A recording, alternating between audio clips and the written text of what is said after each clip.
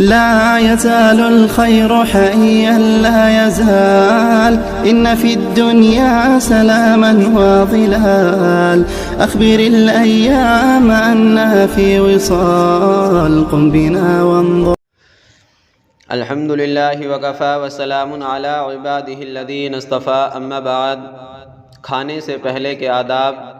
Number 1، کھانے سے پہلے ہاتھ دھونا. آپ صلی اللہ علیہ وسلم نے ارشاد فرمایا، کھانے سے پہلے ہاتھ دھونے سے اور کھانے کے بعد ہاتھ دھونے سے کھانے میں برکت ہوتی ہے. شمائل ترمذی. نوٹ: ہلکے ناشتے کے لیے ہاتھ نہ دھوئے جا سکے تو کوئی حرج نہیں.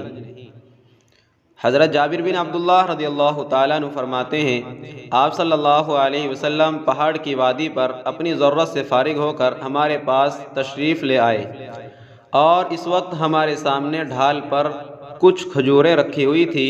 ہم نے آپ صلی اللہ علیہ وسلم کو کھانے کی دعوت دی. آپ صلی اللہ علیہ وسلم نے ہمارے ساتھ کھجوریں تناول فرمائی اور آپ نے پانی کو ہاتھ تک نہ لگایا.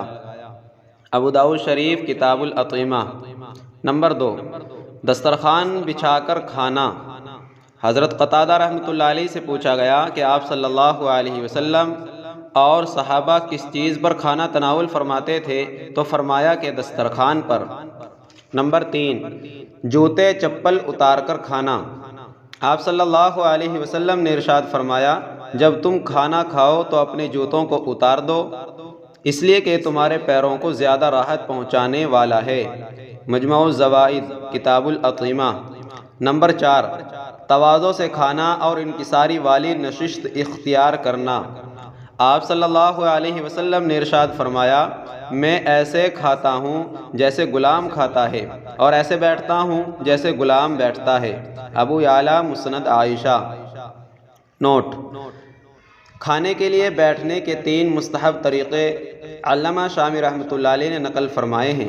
پہلا طریقہ، اکڑو، یعنی آدمی سرین پر بیٹھے اور گھٹنوں کو کھڑا رکھے. اسی کو علامہ شامی رحمۃ اللہ علیہ نے پہلا درجہ دیا ہے.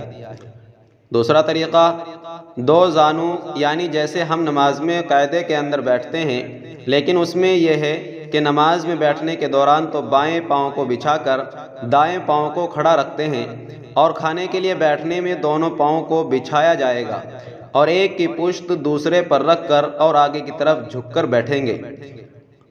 اور تیسری حیت یہ ہے کہ بایاں پاؤں نیچے موڑ کر اور دایاں پاؤں کھڑا رکھ کر بیٹھیں. ملحوظہ: ٹیبل کرسی پر بیٹھ کر کھانا جائز ہے، مگر زمین پر بیٹھ کر کھانا اقرب الی السنہ ہے. حدیث کے اصلاحی مضامین. نمبر 5، کھانے کے شروع میں بسم اللہ و برکت اللہ پڑھنا. آپ صلی اللہ علیہ وسلم نے ارشاد فرمایا، اے لڑکے اللہ کا نام لے.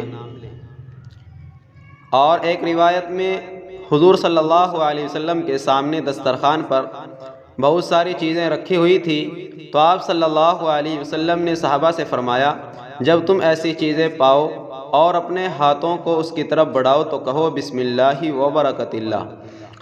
المعجم الاوسط. نمبر 6، کھانے میں عیب نہ نکالنا. حضرت ابو ہریرہ رضی اللہ تعالیٰ عنہ فرماتے ہیں، آپ صلی اللہ علیہ وسلم نے کبھی کھانے میں عیب نہیں نکالا. بخاری شریف کتاب المناقب.